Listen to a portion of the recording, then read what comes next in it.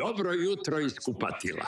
Danas učimo glagole koji se ponašaju kao ovaj bumerang. Ja ga bacim, on se vrati meni. Ja se umivam, ja se češljam. Radnja ostaje u kući. To su povratni glagoli. Glavna reč je zih. To je ono naše se. U 90% slučajeva to se je u akuzativu. Pitanje je koga? Koga umivam? Sebe. Zato kažeš ich wasche mich. Ich wasche das Auto. Ich wasche mich. Mich, dich, sich, uns, euch, sich. Pauziraj video i zapiši. Ali pazi, ako radnja nije na celom tebi, nego na nekom delu tela, onda akuzativ, mich ispada. A ulazi dativ mir. Ako pereš ruke, pereš ih sebi. Zato kažeš ich wasche mir die Hände. Ich wasche mir die Hände. Wir waschen uns die Hände. Ima glagola koji uvek idu sa dativom. Recimo, zamisliti. Zamišljaš sebi sliku u glavi. Sich vorstellen. Možeš li to sebi da zamisliš?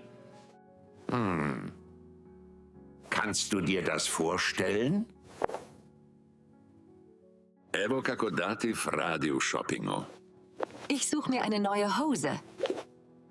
Sie können sich hier umsehen. Neki glagoli su lažni povratni. Oni nemaju smisla bez se. Ne možeš da se žuriš nekoga drugog. Oni su uvek zalepljeni. Elza, daj nam listu. Ovo su nerazdvojni parovi. Sich freuen, sich beeilen. I pazi na negaciju. Nicht ide posle zamenice. Ne radujem se. Ich freue mich auf den Urlaub. Ich freue mich nicht. I pazi na predloge. Interesovati se uvek ide sa für. Sećati se uvek ide sa an. Sie erinnern an. Sećam se tebe. Ich interessiere mich für Sport. Ich erinnere mich an dich. A kad naređuješ, izbaciš subjekat, ali zadržiš bumerang. Sedi. Požuri. Setz dich. Beeil dich. Ruh dich aus. A šta kad postavljaš pitanje? Glagol skače na prvo mesto. A gde ide bumerang? On je kao senka svog gazde. Stoji odmah posle subjekta. Znači ide glagol, pa ti, pa sebe. Freust du dich? Ärgerst du dich? Interessierst du dich für Kunst? Sa modalima zamenica ostaje napred.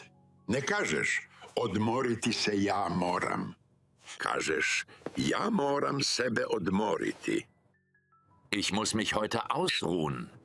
Wir müssen uns beeilen. Ich kann mich nicht konzentrieren. A kad koristiš weil, glagol beži na kraj rečenice, a bumerang ide tik ispred njega. Weil sie nicht gut fühlt. Kommt nicht, weil sich nicht gut fühlt. I posljednji savjet, ne prevodi uvek sich kao sebe. Ako kažeš osjećam se dobro, to je ich fühl mich gut. Nije osjećam sebe, nego osjećam se. To je duh jezika. Da se ne bi upetljao u ove zamenice, treba ti trening. Skini aplikaciju, skriptu i vežbanku. Linkovi su u opisu. Sedi i kreni da učiš. Sada znaš kako da se brineš o sebi na nemačkom. U sljedećoj lekciji otkrivamo kraljeve objašnjenja. Zašto se nešto dešava? Weil i das rečenice. Vidimo se. Čus!